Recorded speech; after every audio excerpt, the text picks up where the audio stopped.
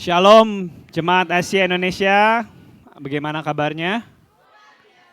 Puji Tuhan. Gimana kerjaan lancar, apa banyak tantangan? Banyak tantangan ya, saya yakin ya. Keluarga gimana di Indonesia?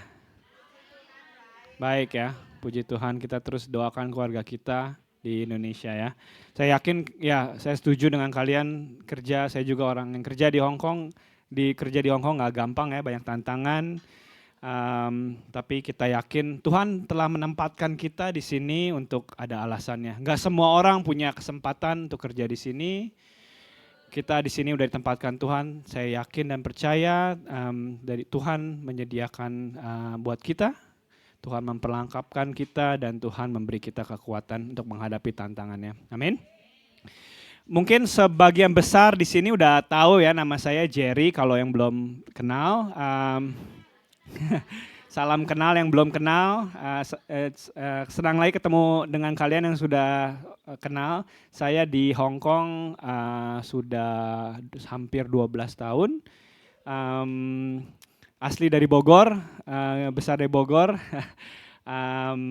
Dikaruniakan 2 orang anak di sini. Mungkin kalian juga sering lihat di sekolah minggu di sini. Sebentar lagi jadi 3. Wah. Minta doanya dari teman-teman. Ya, nanti kalau kalian lagi satu atau dukung keluarga kami dalam doa. Berapa minggu lagi istri saya bakal melahirkan anak yang ketiga, anak laki-laki kali ini. Puji Tuhan ya. Ya bakal challenging juga. Doakan juga mbak saya. bakal tough, tapi ya saya percaya ini adalah rencana Tuhan. Dan mengucap syukur ya, Tuhan percayakan anak-anak itu adalah titipan dari Tuhan yang nggak semua orang dapat. Banyak sekali teman-teman saya yang mau punya anak itu nggak bisa ya. Jadi kalau kalian di sini diberi kepercayaan untuk Tuhan untuk dapat anak, kita harus mengucap syukur dan mendidik mereka di jalan yang benar, terutama mengenalkan mereka kepada Yesus Kristus. Saya juga mengucap syukur buat kesempatan kali ini yang diberikan Pastor Ari dan gereja ICA untuk membawakan khotbah hari ini. Kita sebelum kita mulai, mari kita berdoa dulu ya. Bapak di dalam surga, kami mengucap syukur Tuhan, kami boleh berada di sini. Kami tahu di luar sana mungkin ada banyak hal yang kami bisa lakukan, tapi kami memilih ada di sini karena Engkau Tuhan Yesus. Karena kami cinta Engkau Tuhan. Kami mau mendengar firman Engkau Tuhan. Kami butuh Engkau dalam menghadapi tantangan yang begitu besar di dunia ini. Dan kami berdoa untuk keluarga kami di Indonesia. Walaupun kami jauh, kami berdoa untuk ayah dan ibu kami, kakak dan adik, juga anak-anak kami.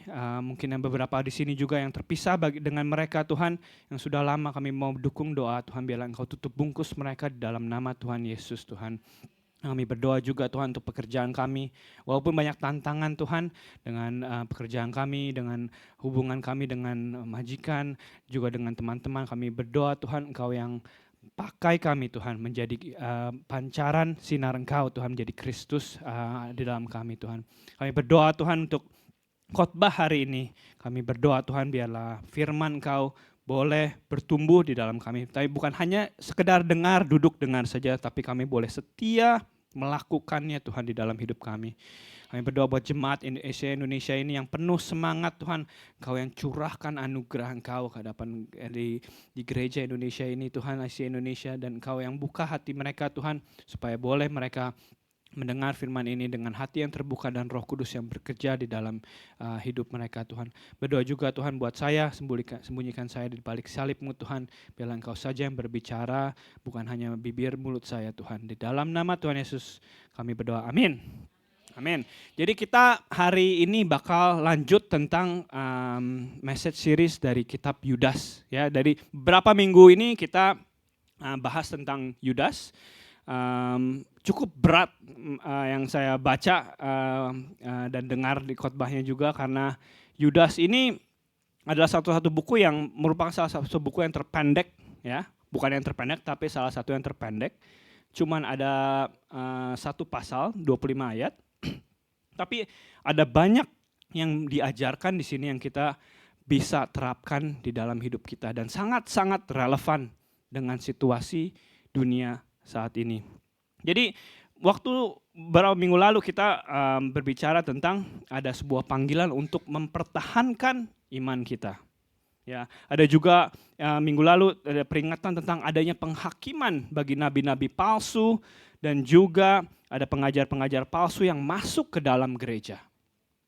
Jadi waktu kita yang hari ini bakal bahas itu adalah 2 ayat terakhir dari kitab Yudas. Jadi penutupnya. Cuma ada 2 ayat pokok utamanya, tentu kita bakal pakai ayat lain, tapi pokok ayat yang kita bakal fokus hari ini adalah cuma 2 ayat. Sangat singkat sekali, tapi saya mau kalian benar-benar memperhatikan ayat ini karena ini adalah ending dari kitab Yudas. Ya, jadi kalau kalian miss ini, Anda nanti nggak tahu gimana akhirnya. Juga Anda nggak bakal tahu inti dari kitab Yudas itu bagaimana. Kayak contohnya kayak kita nonton film gitu ya. Jadi saya punya 2 anak namanya Sarah Bell, Arya Bell. Dia suka nonton film Disney, Princess tentunya kalau anak-anak umur segitu, cewek apalagi ya. Kalau saya nonton sama dia film yang baru yang saya belum nonton juga, kalau ya kalian juga pernah nonton film misalkan kita tahu cerita mulainya bagaimana ya. Terus filmnya berkembang, nanti ada orang jahatnya, ada yang selamatin segala macam.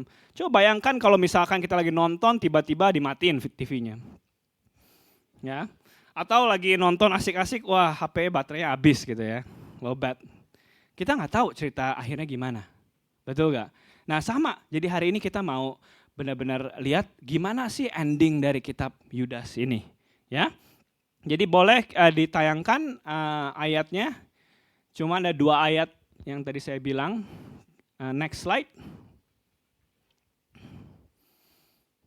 Ya, ini dia. Ya, mari kita bersama-sama baca ayatnya.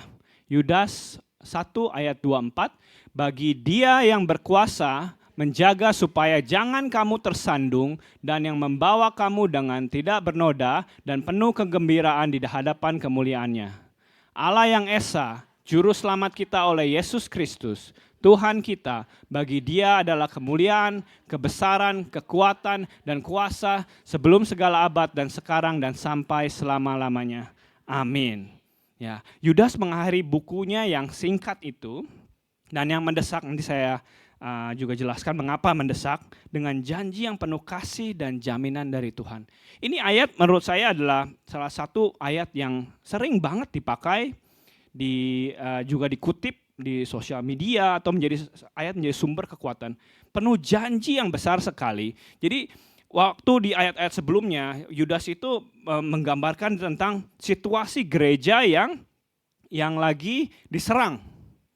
Jadi dia tadinya mau menulis, kalau kita lihat di ayat sebelumnya, dia tahu tadinya mau menulis tentang iman kita bersama, topiknya. Tapi dia ganti haluan, dia merasa terpanggil dan mungkin Roh Kudus menyuruh dia untuk mengadres situasi di gereja yang sedang urgent. Karena apa? Imannya waktu itu sedang diserang. Ya, yang perlu dipertahankan. Ada nabi-nabi palsu, ada dosa tentang seks, tentang uang, memberontak Kristus Yesus. Waktu saya merefleksikan dosa-dosa ini yang disebutkan, saya lihat dengan situasi kita sekarang di dunia ini itu nggak jauh beda. Kalian nggak tahu baru-baru ini pernah lihat apa enggak ya?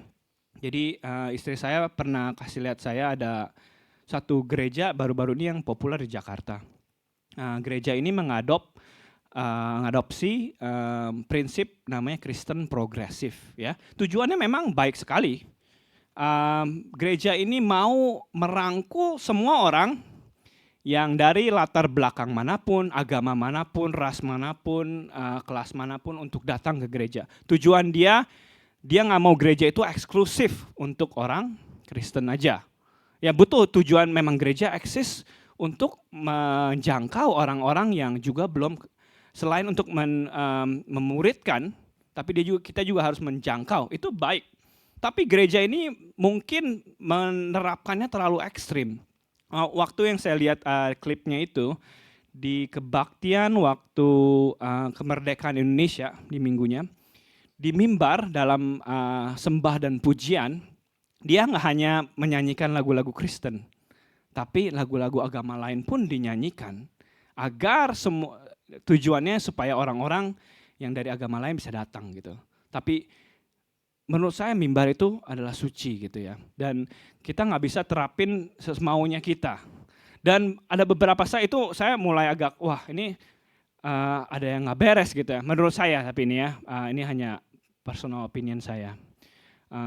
Dan saya nggak, untuk penghakiman saya serahkan kepada Tuhan gitu. Tapi ini cuman rasanya nggak ada damai sejahtera melihat ini. Tapi banyak sekali teman saya pun ada beberapa yang datang ke sana. Gerejanya berkembang pesat sekali, banyak anak-anak muda juga yang datang.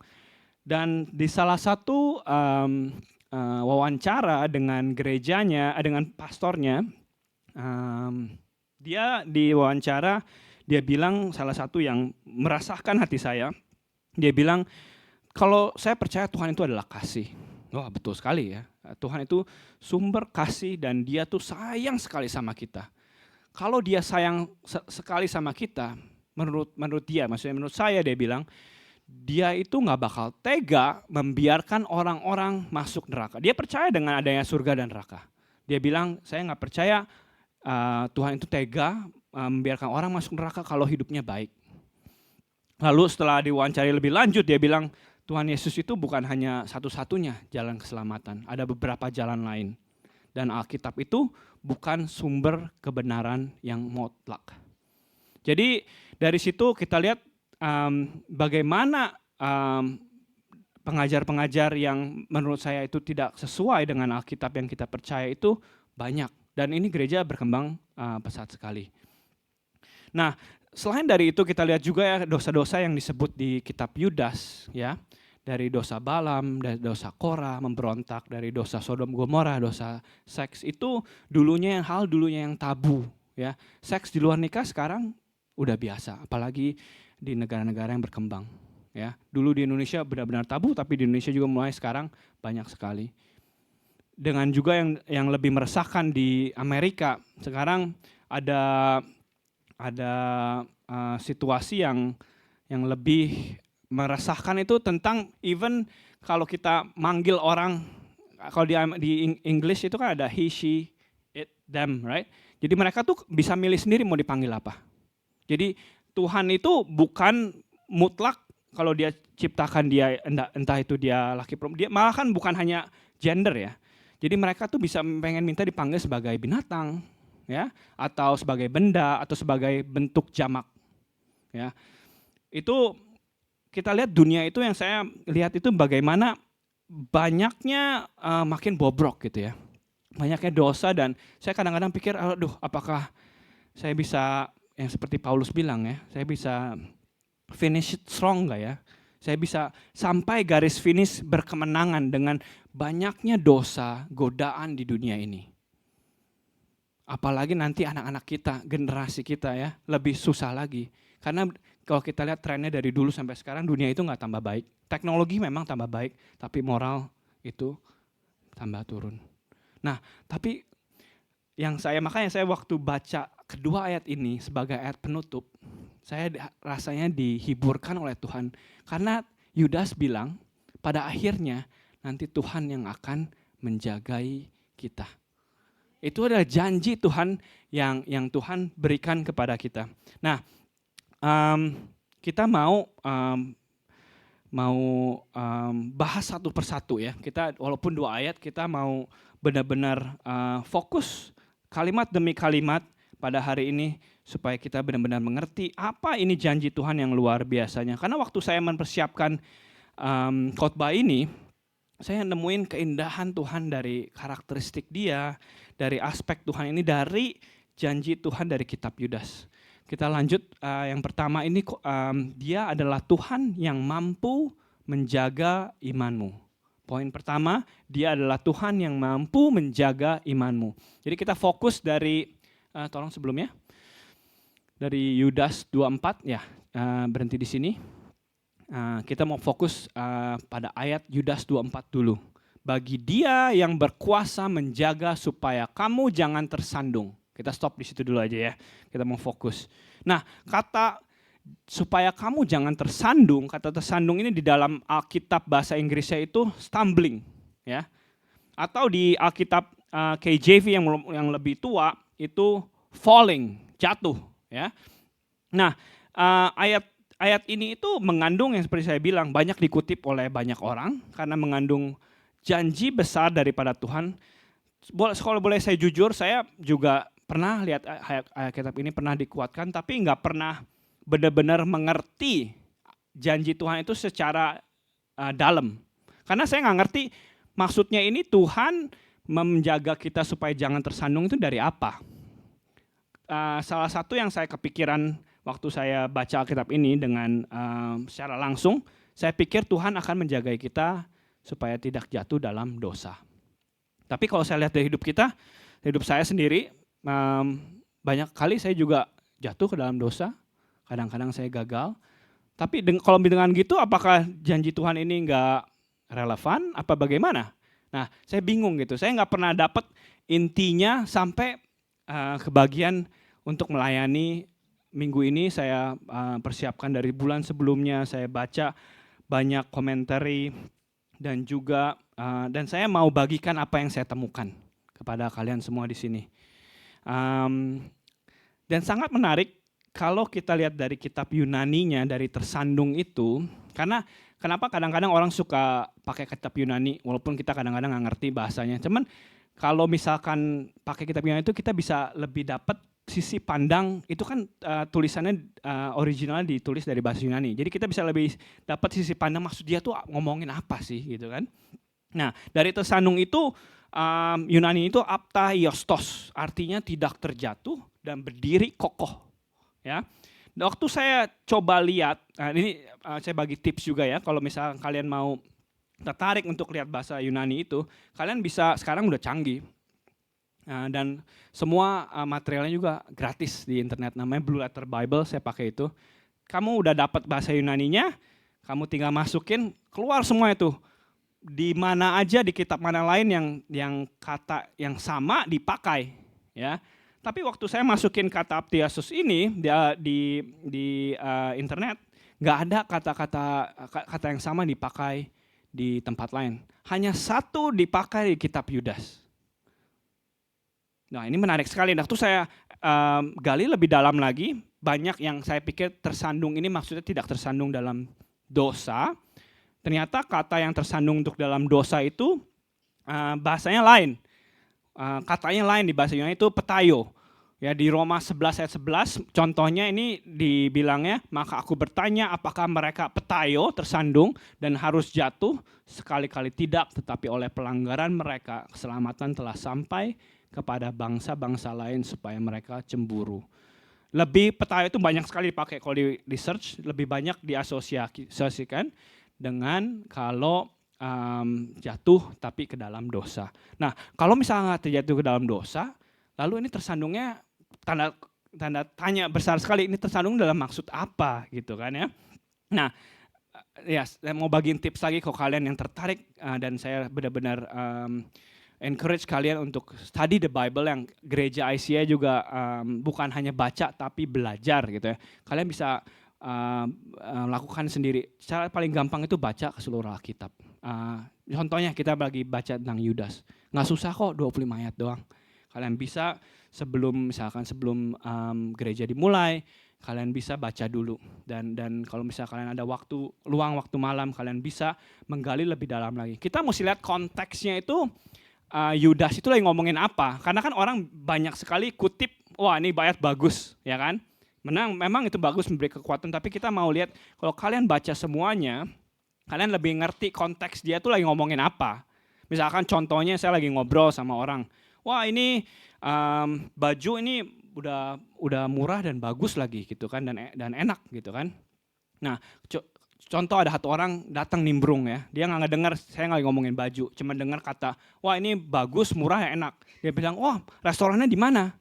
Wah, mungkin nih orang suka banget sama makanan ya, jadi dia bilang mungkin kepikirannya, wah ini makanan. Jadi sebenarnya saya lagi ngomongin baju gitu kan. Nah itu yang masuk saya tuh konteks ya. Karena saya pikir tadi waktu saya cuman dulunya saya sering lihat di YouVersion ya, kitab Alkitab, oh ini mungkin Tuhan jaga kita tersandung dengan dosa. Tapi ternyata enggak. Di ayat-ayat sebelumnya, nanti kita nggak punya waktu untuk baca, tapi saya mungkin waktu diskusi mungkin kalian bisa baca nanti. Yudas itu sebelum ayat ini, 24-25, dia lagi ngomongin tentang apa? Ya, jadi dia tuh lagi ngomongin tentang kalian harus mempertahankan iman kalian. Dia bilang kan ya, ada yang ngomong tadi iman, bagus. Berarti Anda udah baca ya. Membangun iman Anda yang paling suci. Sebelum ayat ini dikatakan kan. Atau berdoa dalam Roh Kudus. Pelihara diri Anda dalam kasih Allah. Menunggu belas kasihan dari Tuhan kita Yesus Kristus. Semua ini berbicara tentang iman. Ya, bukan tentang dosa. Ya. Jadi kata tersandung dalam Yudas 1:24 itu berbicara tentang pelindungan kita, tentang iman kita, bukan dari dosa. Dengan kata lain, bukan berarti semenjak kita jadi Kristen, kita itu jadi kebal dari dosa. Bukan berarti semenjak kita jadi Kristen, kita jadi nggak pernah berdosa lagi. Sebaliknya, kita adalah orang yang nggak sempurna. Kadang-kadang kita jatuh dalam dosa. Tapi janji Tuhan ini begitu manisnya di sini. Tuhan janji, Tuhan bilang bahwa Tuhan tidak akan membiarkan iman kita jatuh, tersungkur, dan dalam langkah kita sampai dengan akhir. Bagi Dia yang berkuasa menjaga supaya kamu jangan tersandung. Kita baca dari Yohanes, ini adalah salah satu janji Tuhan yang berhubungan dengan menjaga iman kita. Yohanes 10 ayat 27 ayat 29. Kita lihat di sini. Domba-dombaku mendengarkan suara aku dan aku mengenal mereka dan mereka mengikut aku. Dan aku akan memberi hidup yang kekal kepada mereka dan mereka tidak akan binasa sampai selama-lamanya. Dan seorang pun tidak akan merebut mereka dari tangan aku. Bapakku yang memberikan mereka kepadaku lebih besar dari siapapun dan seorang pun tidak dapat merebut mereka dari tangan Bapa. Amin. Boleh satu ayat lagi saya mau bagikan dari Mazmur 37, ditulis oleh Daud, kebanyakan Mazmur ya. Dibilang di sini, Tuhan menetapkan langkah-langkah orang yang hidupnya berkenan kepadanya. Apabila ia jatuh, tidaklah sampai tergeletak. Sebab Tuhan menopang tangannya. Amin. Saya waktu baca ini, saya merasa lega sekali. Karena seperti kayak beban berat itu diangkat untuk mengetahui bahwa hidup kita tuh aman dalam Tuhan. Waktu saya tadi kepikiran, aduh gimana ya ngelihat berita sekarang nggak ada, jarang banget ada berita baik. Dengan tantangan yang saya bilang dosa dan godaan, apakah saya bisa survive? Ternyata Tuhan meneguhkan dengan dari kitab Yudas ini, dia bilang iman Anda akan saya jaga. Nggak ada satu orang pun yang bisa merebut. Dan saya mau kasih bagikan, kalau kalian sudah diselamatkan, kalian pasti akan terus diselamatkan. Walaupun kadang-kadang kita tidak sempurna. Tapi bukan berarti ini memberikan kalian izin untuk jatuh ke dalam dosa ya. Maksudnya kita harus terus, itu topik yang berbeda. Tapi Tuhan jelaskan di sini, kalau iman kalian yang berujung dengan keselamatan itu akan Tuhan jaga sampai akhirnya. Saya mau bagikan dari contohnya dari kesaksian pribadi saya ya. Mungkin saya pernah bagikan kepada kalian sebelumnya, tapi nggak apa kalau saya bakal ulangin lagi. Kalian tahu mungkin saya pernah bagikan bahwa saya tuh lahir dari keluarga yang mama papa saya bercerai.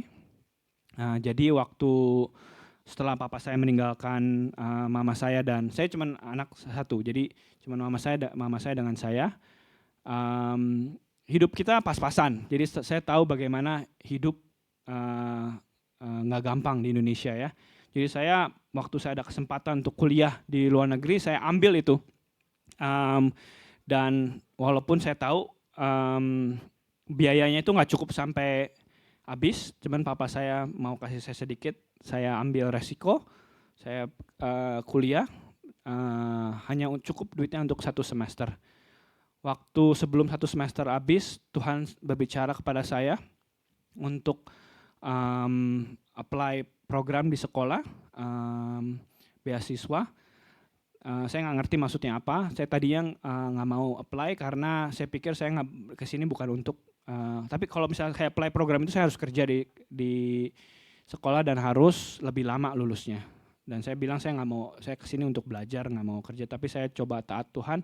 Dan benar beberapa saat setelahnya papa saya telepon saya, dia bilang saya nggak bisa biayain kamu lagi.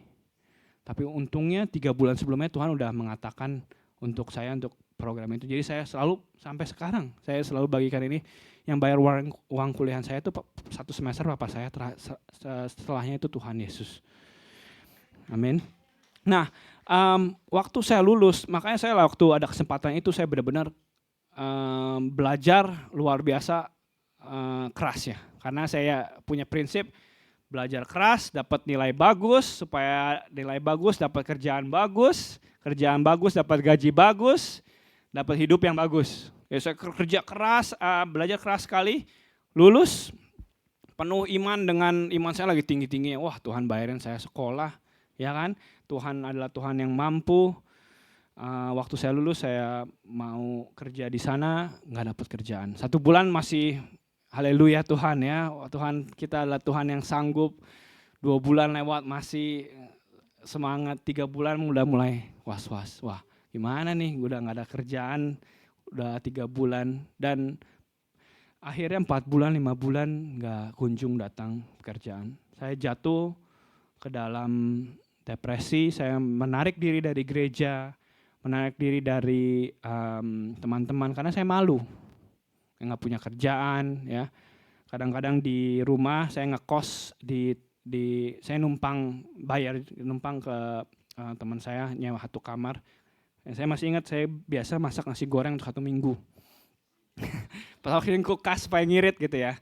Kadang-kadang masih lapar, jadi saya makan susu sama sereal habis itu supaya nggak kelaparan. Jadi masa-masa itu membuat saya down sekali karena saya pikir Tuhan meninggalkan saya, dan saya bertanya-tanya kepada Tuhan sampai, Tuhan kalau kamu bilang Tuhan itu Tuhan yang ajaib dan penuh kuasa, doa saya tuh nggak sulit loh Tuhan, cuma minta kerjaan, ya kan? Semua orang butuh kerjaan, semua orang butuh uang untuk hidup. Apakah ini terlalu sulit buat Tuhan untuk kasih saya kerjaan? Saya nggak minta saya menjadi kaya raya atau apalah. Cuman kerjaan gitu. Saya mulai mempertanyakan Tuhan. Saya mengucapkan kata-kata yang mungkin saya menyesal gitu kan sekarang kepada Tuhan. Kecewa sama Tuhan, mau meninggalkan Tuhan. Tapi Tuhan kita itu Tuhan yang gracious and merciful, yang penuh anugerah, panjang kasih. Dia tuh walaupun saya bersikap seperti itu, iman saya jatuh, dia tuh mulai sedikit-sedikit menarik saya kembali. Dia kirim orang-orang yang dari manapun gitu ya untuk melayani kepada saya. Walaupun pertamanya saya nggak mempan gitu ya, dia menarik saya kembali sedikit-sedikit. Ada orang yang baik kepada saya, kasih saya tumpangan, kasih saya kerjaan sampingan gitu ya. Ada aja, pokoknya Tuhan mencukupkan, saya nggak pernah kelaparan dalam masa itu walaupun Tuhan. Dan tapi intinya yang saya mau bagikan di sini itu beberapa kali saya mencoba menjauh dari iman saya, tapi Tuhan selalu hadir menarik saya kembali. Ini yang saya rasakan, apa arti kitab Yudas 24 buat saya. Tuhan gak bakal, ya saya mungkin tersandung, tapi tangan dia menopang sampai saya gak terpuruk jatuh. Sampai suatu saat di gereja, saya balik ke gereja waktu ada altar call, saya datang, saya berdutut di depan, saya nangis luar biasa. Tuhan saya minta maaf untuk apa yang saya katakan sebelumnya, Tuhan minta maaf. Saya bilang, dan Tuhan panjang kasih dan sabar, dia menerima saya kembali. Makanya saya bisa bangkit sekarang lebih kuat lagi dengan mengalami itu. Dan sekarang saya bisa melayani orang-orang yang beberapa di gereja, teman saya sekarang lagi belum ada pekerjaan, dipecat. Saya bisa ngerasain betul. Kalau mereka cerita ya, saya juga pernah mengalami itu ya. Jadi lebih efektif. Kalau saya nggak dapat pengalaman itu, mungkin saya nggak bisa melayani mereka secara efektif ya. Itu yang bagi saya yang saya merasa bagi dia yang berkuasa supaya menjaga kamu, supaya jangan kamu tersandung. Poin yang kedua, poin yang pertama itu Tuhan mampu menjaga iman kita. Yang kedua, Tuhan mampu menangani masa lalu kita, Masa sekarang dan masa depan kita. Amin. Nah, kita mau fokus, tadi kita fokus di bagian pertama, sekarang bagian kedua. Yang membawa kamu dengan tak bernoda dan penuh kegembiraan di dalam kemuliaannya. Nah, kata kunci di sini adalah tak bernoda, tak bercela. Ya, kalau saya lihat di Alkitab ini, banyak orang yang di Alkitab yang Tuhan bilang itu tak bernoda. Blameless bahasa Inggrisnya ya. Contohnya, Nuh di masanya dia dibilang dia adalah orang yang tidak bercela di generasinya. Contoh lain Abraham waktu dipanggil Tuhan, jalanlah bersamaku di hadapanku dengan tidak bercela. Contoh yang lain, Ayub. Ya, waktu Tuhan ngobrol sama si iblis, hai iblis, dari mana engkau? Apakah engkau melihat hambaku ini yang saleh tidak bercela hidupnya?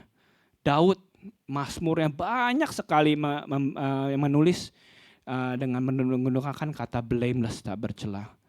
Terus saya lihat bilang di sini, ini adalah salah satu keindahannya. Walaupun kita nggak sempurna, walaupun kita nggak iman kita kadang-kadang tersanggung, kita akhirnya dibilang kita itu dihadapkan dengan Tuhan tak bernoda dan penuh kegembiraan dengan kemuliaannya. Kalau kita lihat orang-orang yang dibilang Tuhan tak bernoda di Alkitab yang tadi kita sebutkan ya, kita lihat hidup dia, apakah hidup mereka tanpa dosa? Enggak ya. Abraham contohnya, dia lebih memilih dengerin istri dia daripada Tuhan tentang anak yang dijanjikannya. Dia mengambil jalan singkat untuk mempunyai anak dengan si Hagar yang merupakan yang melayani istrinya. Ya, kita lihat Daud. Wah, Daud apalagi? Dia melakukan pembunuhan berencana. Benar-benar sampai untuk demi merebut istrinya. Mungkin itu istri yang udah keberapa kali ya. Tapi dia tetap aja melakukan itu dan sampai harus membunuh orang. Dan sampai dia suruh komandernya, taruh dia di garis paling depan. Tapi dia dibilang blameless sama Tuhan. Jadi ini adalah keindahan dan karakteristik dari Tuhan. Kalau Tuhan itu bilang kita blameless bukan karena kita tak berdosa. Amin. Kita dibilang tanpa cela karena Tuhan sendiri yang menjaga iman kita supaya nggak tersandung. Tuhan sendiri yang menghadapkan kita dengan kemuliaannya karena Tuhan Yesus membayar dosa kita dan mati di kayu salib untuk kita. Karena cuman Yesus yang tanpa cela, ya. Nggak ada satu orang pun di muka bumi ini yang tanpa cela. Keselamatan kita itu hanya ada di dalam Dia. Hanya bisa diperoleh dengan menerima Dia sebagai juru selamat. Nggak ada jalan lain. Ya, Dia mengasihi kita, makanya Dia datang ke dalam dunia ini untuk menyelamatkan kita. Kalau Tuhan punya, dikatakan minggu lalu khotbah penghakiman, kalau Tuhan punya kuasa untuk menghakimi orang-orang yang berdosa pada akhirnya, Tuhan juga mempunyai kekuatan untuk memberikan keselamatan kekal pada kita yang menerima Tuhan sebagai juru selamat. Kita amin. Nah, Tuhan juga yang seperti yang tadi dibilang mampu menangani masa lalu kita. Jadi nggak peduli seberapapun bobroknya kalian, apapun yang kalian lakukan di masa lalu, kalau kalian bertobat dan menerima Tuhan sebagai Yesus Kristus, Dia mampu menebusnya. Sebagai contoh, saya suka sekali cerita, dan ini saya yakin ditulis di Alkitab ada maksudnya. Waktu Tuhan Yesus disalib dengan penjahat, ada dua orang, ya kan? Waktu di zaman dulu itu ini hukuman penyaliban itu hukuman mati sebenarnya. Cuman lebih ekstrimnya itu bukan hanya dihukum mati secara langsung, tapi disiksa dulu, ya kan, pelan-pelan sampai mati. Dan diceritakan di situ penjahat yang di sebelah Tuhan Yesus itu pada masa akhir di hidupnya dia bilang, Tuhan, kalau Anda datang lagi sebagai Raja, ingatlah akan aku. Cuma ngomong gitu doang. Dan saya yakin orang ini ya, kalau dia nggak melakukan kejahatan yang benar-benar brutal, nggak mungkin ada di situ. Ya, berarti dia memang kehidupannya itu luar biasa, jahatnya, makanya dia harus dihukum salib. Dia cuma ngomong gitu, Tuhan bilang apa jawabnya? hari ini juga kamu akan bersama-sama aku dengan di Firdaus. Ini orang belum sempat ke gereja, belum sempat melayani.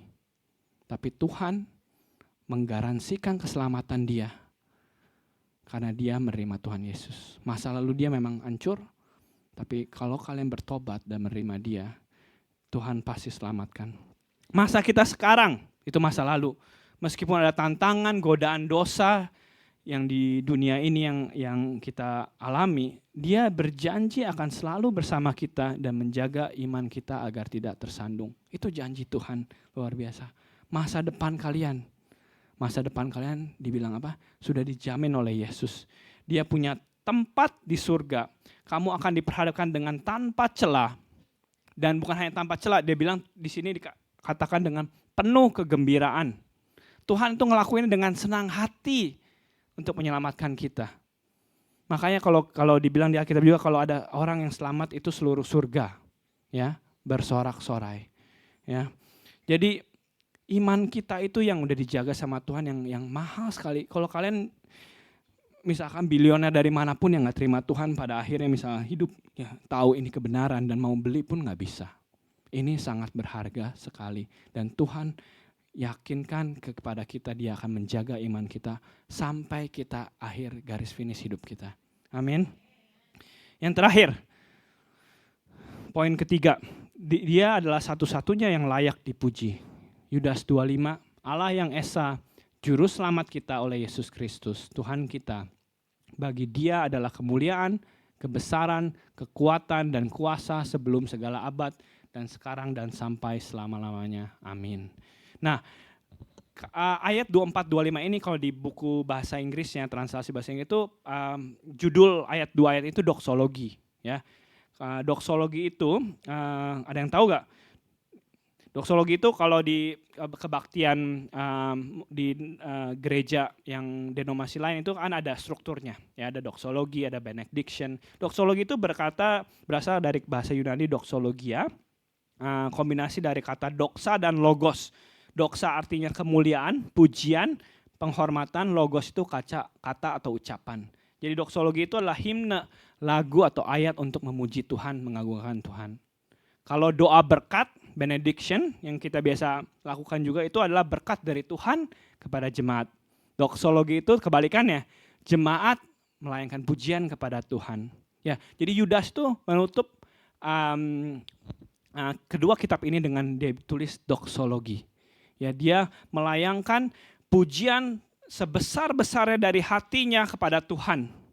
Dan ini merupakan transformasi yang luar biasa dari Yudas. Kenapa saya bisa bilang gini? Saya mau kasih cerita latar belakang dari Yudas sedikit. Jadi kalian benar-benar ngerti kenapa. Yudas itu bukan, jadi sebelumnya Yudas, penulis kitab ini, Yudas ini adalah saudara dari Tuhan Yesus. Ya, bukan Yudas Iskariot ya, beda ya. Jadi setelah Maria punya Tuhan Yesus, Maria dengan Yusuf, dengan pernikahannya biologisnya, mereka punya saudara-saudara lain, anak lain. Ada dikatakan ada saudara laki-laki dan perempuan. Ya, dan salah satu anak-anaknya yang ditulis namanya itu dan terkenal itu adalah Yakobus dan Yudas. Nah, Yudas ini yang menulis kitab Yudas yang ini, ya. Jadi tapi dikatakan kalau kalian lihat di Yohanes 7 ayat 5, nanti boleh dilihat sendiri ya. Yohanes 7 ayat 5 bisa catat dulu. Saudara-saudara Yesus tuh nggak percaya sama Tuhan Yesus dulunya. Bahkan dia baru percaya nanti waktu Tuhan Yesus sudah bangkit. Jadi selama Yesus melayani, mereka tuh nggak percaya sama Tuhan Yesus. Kadang-kadang malah mereka suka sok tahu ya. Dia bilang, oh kalau Tuhan Yesus kalau lu mau terkenal jangan layan di sini, perginya ke ibu kota Yerusalem. Ya, benar kata Yesus, makanya Tuhan Yesus bilang nabi itu dihormati tapi nggak di kampungnya sendiri.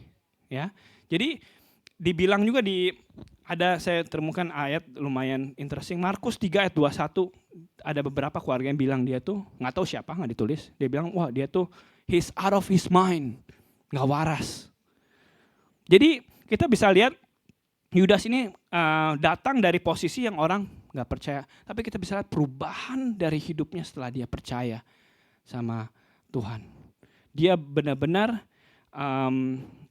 Kenapa dia bisa, saya bisa bilang gini, kalau kita lihat ya, Yudas ini bahkan di dalam sejarahnya ya, dia itu di Alkitab tentunya kita tahu bahwa Yudas itu akhirnya menjadi salah satu pemimpin gereja. Dia jadi berapi-api, dia menjadi misionaris. Dia melupakan Yakobus dan Yudas itu di antara saudara Yesus yang benar-benar mendedikasikan hidupnya hanya untuk Tuhan Yesus. Ya, bahkan ada sejarah yang mengatakan bahwa di akhir hidup Yudas itu dia mati martir sama-sama ceritanya dengan murid-murid yang lain. Dari posisi orang yang nggak percaya sampai berapi-api untuk Tuhan, melayani seluruh hidupnya sampai mati untuk Tuhan. Ya karena waktu di gereja mula-mula itu diserang dengan luar biasanya. Kadang-kadang kita bisa diperhadapkan dengan pilihan kamu mau menyangkal iman atau kalian mau mati. Makanya banyak semua pemimpin-pemimpin gereja mula-mula itu memilih untuk mati martir. Ya, nah yang indahnya ini perubahan hidup dari Yudas ini kita bisa lihat dari surat dia. Ya, kalau kita nulis surat sama seperti sekarang mungkin udah jarang nulis surat, tapi kalau nulis surat kita mesti memperkenalkan diri kita siapa dong. Kok nggak tahu nih surat dari siapa gitu kan ya. Kita lihat Yakobus dan Yudas yang udah menerima Tuhan Yesus, gimana dia memperkenalkan diri mereka. Kita baca Yakobus 1 ayat 1. Salam dari Yakobus, hamba Allah dan Tuhan Yesus Kristus. Yakobus itu ya. Yudas 1 ayat 1. Yudas, hamba Yesus Kristus dan saudara Yakobus. Apakah ada kata di sini dia bilang, saya ini adiknya Tuhan Yesus? Wah, gak ada sama sekali. Saya bayangkan kalau misalkan di gereja mula-mula, itu gereja mula-mula kan perkembangannya pesat sekali. Mungkin saya pikir ya, kalau mereka itu memperkenalkan diri dia sebagai adik Tuhan Yesus itu dapat perlakuan khusus. Betul gak? Kayak datang ke gereja. Weh, saya nih, Tuhan Yesus abang saya. Ya, Tuhan Yesus, tahu Tuhan Yesus? Itu koko saya. Tuhan Yesus, itu kakak saya. Saya ini silonya. Wah, mungkin, tapi Yakobus dan Yudas itu tidak mengregard itu sebagai gelar dunia itu sebagai yang penting. Kau udah mengenal Tuhan Yesus. Dia sampai Yudas sendiri bilang, Yudas hamba Yesus Kristus dan saudara Yakobus. Bisa gak sih? Kalau kata saya udah tinggal dekat tuh, hamba Yesus Kristus, saudara Yakobus juga saudara Tuhan Yesus. Tapi dia begitu rendah hati, dia gak mau disamakan dengan Tuhan Yesus. Saya ini cuman hamba. Dia itu, ya dia koko saya, dia kakak saya, dia abang saya. Tapi dia lebih penting ini, dia adalah juru selamat saya. Karena kalau boleh dilihat berhak gak sih? Berhak, mereka gede bareng-bareng, ya kan? Main bareng-bareng waktu kecil, makan bareng-bareng, jalan-jalan bareng-bareng sama Tuhan Yesus. Tapi mereka itu enggak mengambil gelar duniawi itu sebagai hal yang perlu, yang penting. Orang yang sudah terima Tuhan akan naik levelnya. Gelar-gelar duniawi itu ya bukan saya bilang gak penting, cuman gak paling penting. Gak usah di-mention juga gak apa-apa. Tapi hubungan saya dengan Tuhan Yesus itu yang lebih penting bukan hubungan kakak adik, tapi dia adalah Tuhan kita. Amin.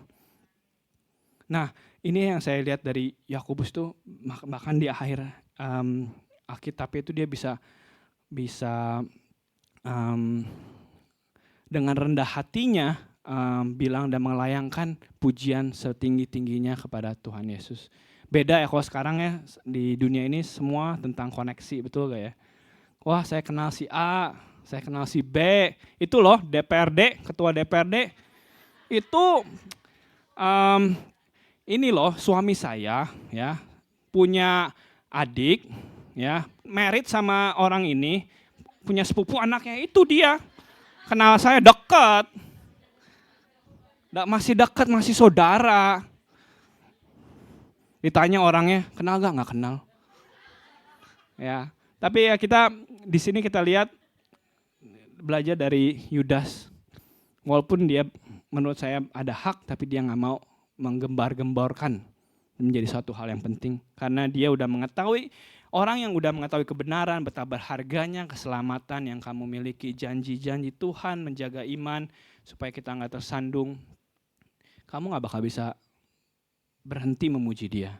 Di Alkitab bilang kalau kamu nggak bisa memuji Tuhan, bahkan batu-batu pun, ya kan, bakal memuji Tuhan.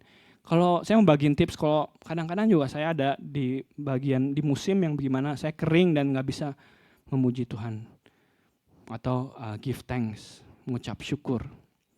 Saya bagiin satu tips saja. Kalau kalian lagi di masa itu, mengucap syukur ada satu hal aja dengan Tuhan, itu tentang mengucap syukur akan keselamatan kalian. Karena itu benar-benar saya mau tekankan sekali lagi, itu adalah hal yang paling berharga loh. Pada akhir hidup kita, harta, kekayaan, posisi, jabatan, kerjaan akan berlalu. Ya, iman kita itu nggak bisa dibeli. Yang paling berharga. Kalau kita boleh dipilih, kita punya misalkan punya banyak harta, banyak apapun, yang mau dititipkan sama Tuhan tuh, kalau boleh satu, udah iman aja. Karena itu yang nggak boleh kita sampai kehilangan. Ya, Tuhan bakal jaga iman kita. Nggak ada seorang pun yang bakal merebutnya. Tapi kalau kita nggak taruh iman kita kepada Dia, Tuhan juga nggak bisa jaga. Orang barangnya nggak ditaruh kok. Ya, dan saya mau tutup dengan cerita khotbah hari ini dengan cerita tentang Yudas Iskariot dan Petrus. Saya mau rangkumkan semua ini dengan cerita ini. Kalian tahu ya, ini beda Yudasnya ya. Sekarang Yudas Iskariot ya. Jadi jangan salah ngerti Yudas Iskariot dan Petrus.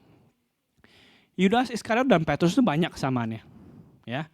Mereka itu dipilih sama Tuhan, handpick, benar-benar dipilih khusus sama Tuhan, bukan direferensikan atau bukan direkomendasikan sama orang. Tuhan sendiri yang memilih murid-muridnya.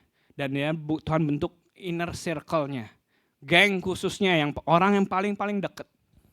Itu kesamaan pertama. Kedua, mereka sama-sama melayani Tuhan Yesus. Kita lihat dari Alkitab, mereka disuruh Tuhan Yesus untuk pergi ke kota-kota, menyembuhkan orang-orang yang sakit, ya kan, mengcast the devil, ya, setan, mengusir Tuhan, setan. Dan juga Yudas dan Petrus itu juga sama-sama melihat mujizat yang dilakukan Tuhan Yesus. Mereka diajar, pokoknya semua bareng. Mereka punya banyak kesamaan. Fondasi imannya sama, mendengar firman Tuhan yang sama. Tapi di akhir cerita mereka itu, hidupnya mereka berbeda. Yang satu, Yudas, jatuh, tersungkur, benar-benar tersungkur. Akhirnya dia bunuh diri dan mati. Dan Petrus, kayak Tuhan topang, betul gak? Petrus dipulihkan oleh Tuhan dan balik lagi menjadi salah satu pemimpin gereja mula-mula.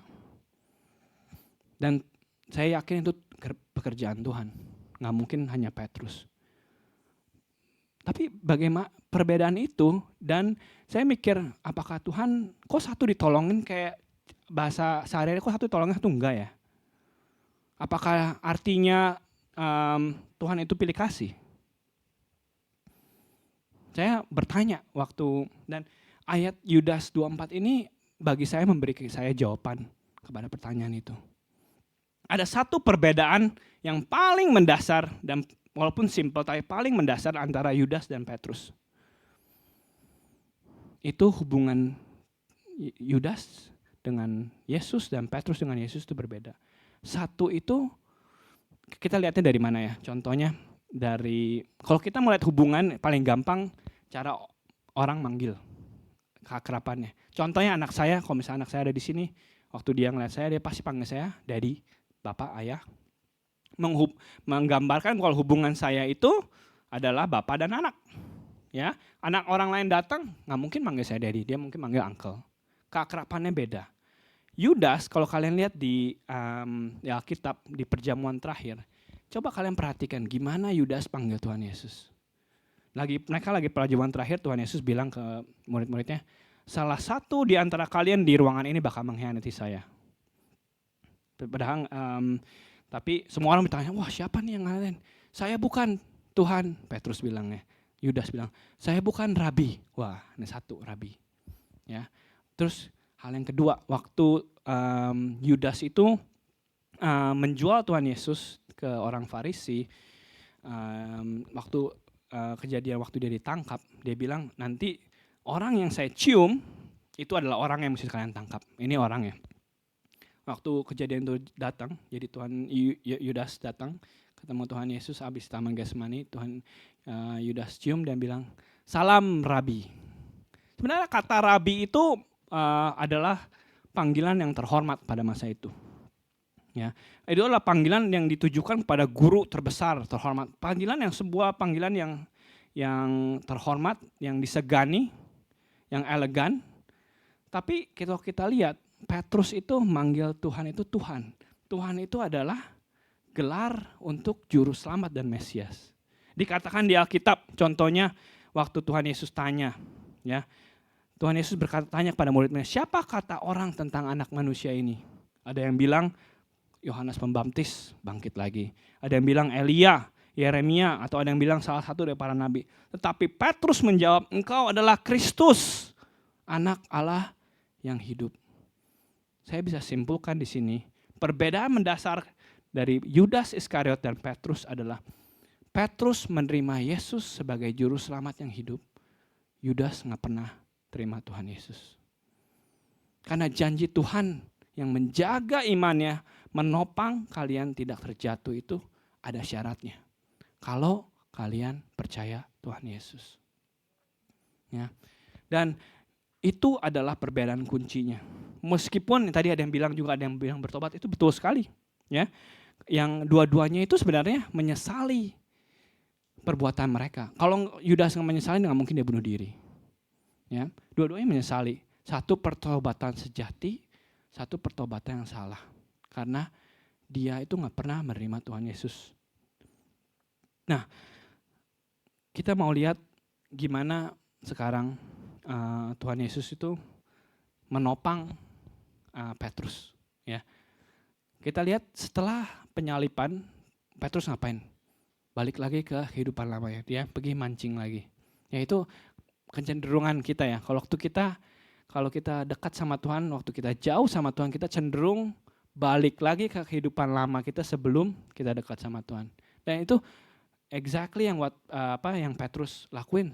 Dia pergi lagi mancing. Tapi kita lihat gimana Tuhan memulihkan Petrus. Langkah yang pertama yang Tuhan lakukan, itu Tuhan yang datang ke Petrus. Dia datang ke tepi pantai.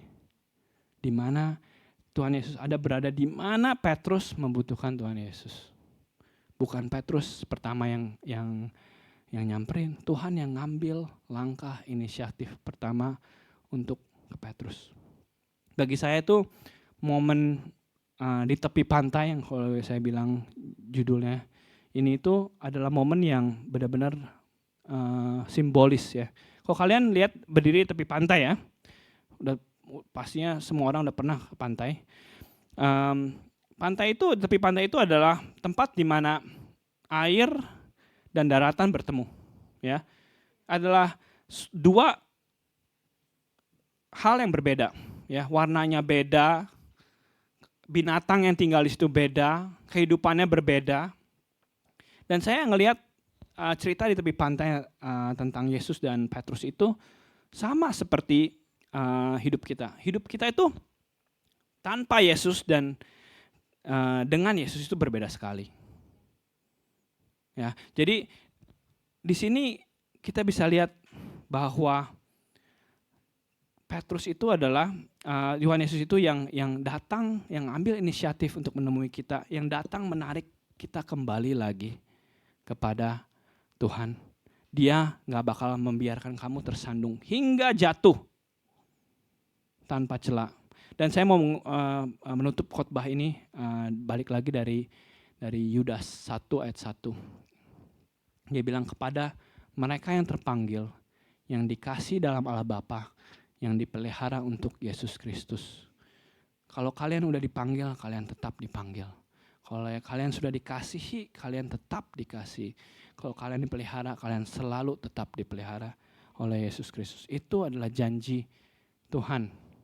Ya, bagi mereka kuncinya apa? Yang menaruh iman kepadanya. Amin.